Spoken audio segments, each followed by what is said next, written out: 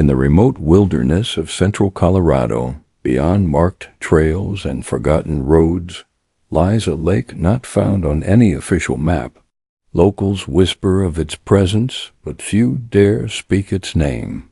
For decades, stories have circulated, tales of strange disappearances, eerie sounds, and eyes beneath the surface.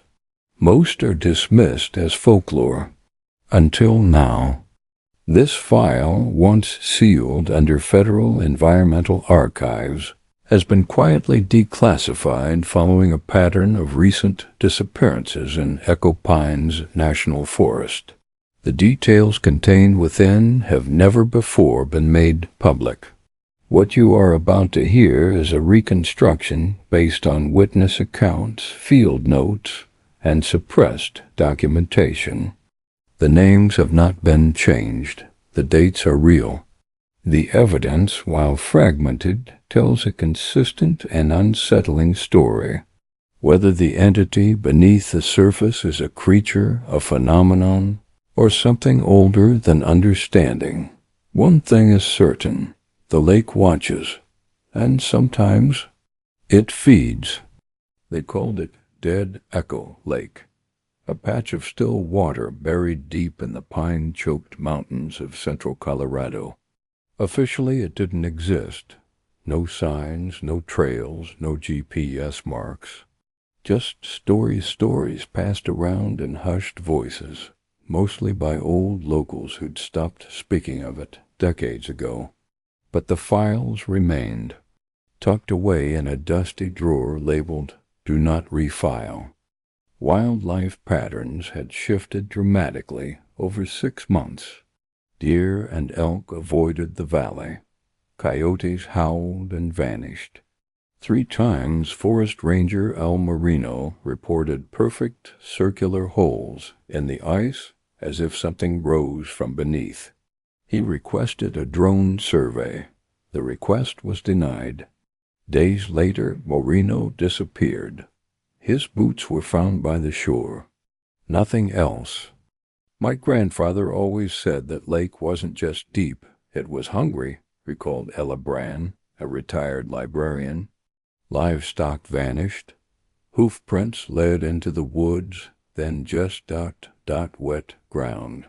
My family stopped letting the kids fish there in the 60s. The story never left her voice. She glanced at the floor every few seconds, as if afraid something was still listening.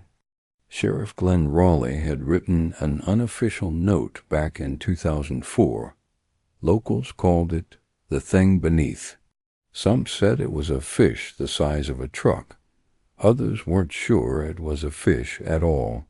One man reported glowing yellow eyes watching him from under the surface. After that day, he never spoke again.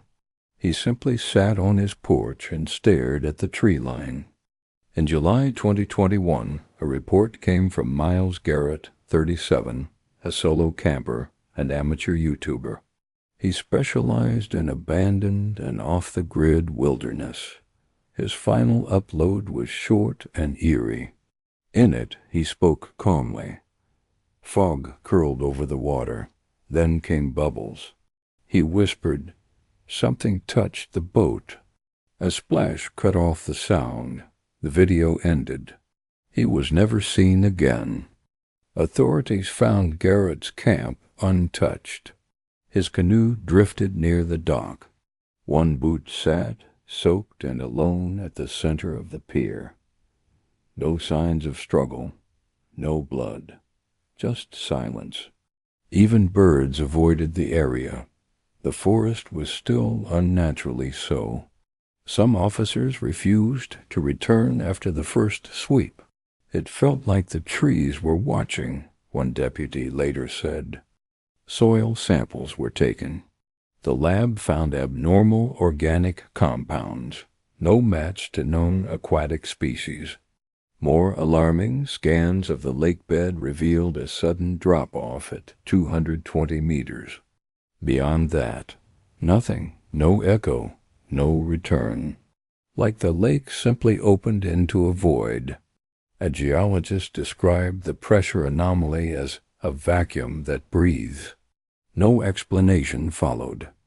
Dr. Chun, a retired hydrogeologist, reviewed the findings. Her notes were brief. This lake isn't natural. It expands every year by centimeters. It pulses, slightly, like a heartbeat. I don't know what's beneath it, and I'm done asking. She resigned 1 week later and refused all interviews. The official report stamped her conclusion as inconclusive. Still, someone camps near Dead Echo Lake each year. Always just one person. Always alone. Sometimes they're students. Sometimes tourists. They vanish without a trace. Locals say the lake chooses when it feeds, but no one talks about it in daylight. Only late, when the fire burns low and the woods whisper back, does anyone mention the eyes below. Some depths aren't meant to be measured. Some questions should stay unanswered. But the file remains open, waiting for the next entry, the next name, the next voice swallowed by the dark water of a lake that doesn't exist on any map.